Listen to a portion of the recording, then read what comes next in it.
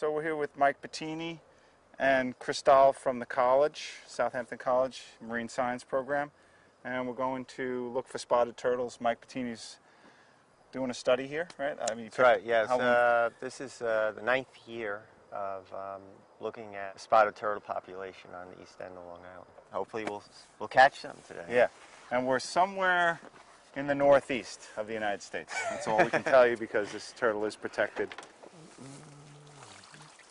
And we got a turtle. They're attracted by the bait we use, which is a sardine, opened can of sardines. The spotted turtles are scavengers. They eat a lot of different things, including dead animals and fish and some plant matter as well. So is that an organic sardine? No, it's not an organic sardine. Okay, we'll have to talk about that. But it was raised. It was a free-ranging animal. We have just over 100 turtles marked in this area, dating back to 1996, the first year the study was done. Andy Sabin is funding this study. We're continuing some of the work that John Baylor did in '96, and we have some interesting things that have come out of this.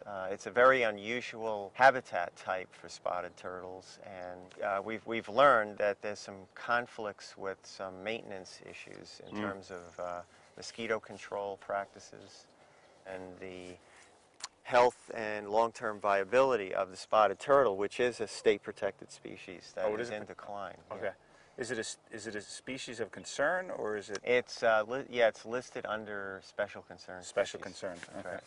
This is a beautiful spot. Yeah. You know, when I first found this 2 years ago, I said, boy, this is turtle nesting heaven right here. It's a perfect open sandy habitat. They use solar power, basically, the sun beating down on the sand to incubate the eggs. And actually, if you look just off your right foot, you'll see a female box turtle, a different one than I saw the other day, digging a nest and getting ready to lay eggs.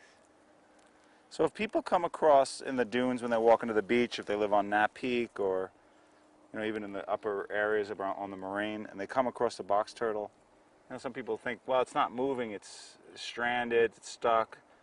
That turtle's doing its thing, laying its eggs. Right? Yeah, June is the month when the females are laying eggs. The only time you should really pick up a turtle is if you see one on the road. They take quite a long time to get across. Pick it up and bring it to the side of the road that it's trying to get to. That's a big help. Okay. I really don't know how people can hit a turtle. It's not like a chipmunk or a squirrel that jumps out in front of you real fast. Yeah. They are moving very slow. They look like a big boulder in the road. And they're very easy to avoid if you're paying attention to what you're doing and driving slowly. And that's a mortality factor amongst the adult turtles that is a big concern. They've evolved. They saw the dinosaurs come and go, and they're well adapted. Once they get to be about 4 years old, there's really nothing that predates on them. Box turtles have been found to live well over 100 years, as old as 150 years. And they'll do fine in your backyard. So if you leave some natural areas on your property and don't have all lawn area, they'll be able to survive in your neighborhood. She's digging a hole with her back feet. She's making a little opening in the sand. She'll reach down and excavate a bigger area where she'll drop the eggs. So is it true that Hummer is designing a SUV that can track these and avoid them when they're on the roads? That would be nice. Yeah, it would be nice. One of the problems that we're examining is the conflict with the spotted turtle's use of the mosquito ditches and the maintenance of the mosquito ditches by the county. They come in here in the wintertime with a special machine, operates kind of like a snowblower, because the spotted turtles are hibernating in these areas. A fair number of them actually were killed when the machine went through the area. That's right, you lost like what, 3 or 4? We think we lost between 20 and 30% of the study area animals. We're standing out here, and people might be wondering, what does this have to do with my yard? This is supposed to be a gardening segment. There's no formal gardens out here. But everything, my feeling is everything that's done in the garden is having an impact on That's right. the biota in this area. Right? And that's, as you can see, these man-made ditches, which the turtles are inhabiting and spending a lot of time in many areas, they actually are conduits for bad stewardship practices on private lots. Yeah. In terms of too much fertilizer on your lawn, or pesticides, herbicides, things running off the properties into these ditches and ending up in our bays and harbors. Yeah, because I know just upland, that is a big issue. just upland of here, there's there's a right. subdivision up here, and there's some gardening going on. There's irrigation, there's fertilization, there's pesticide use, and that is it's finding its way down here.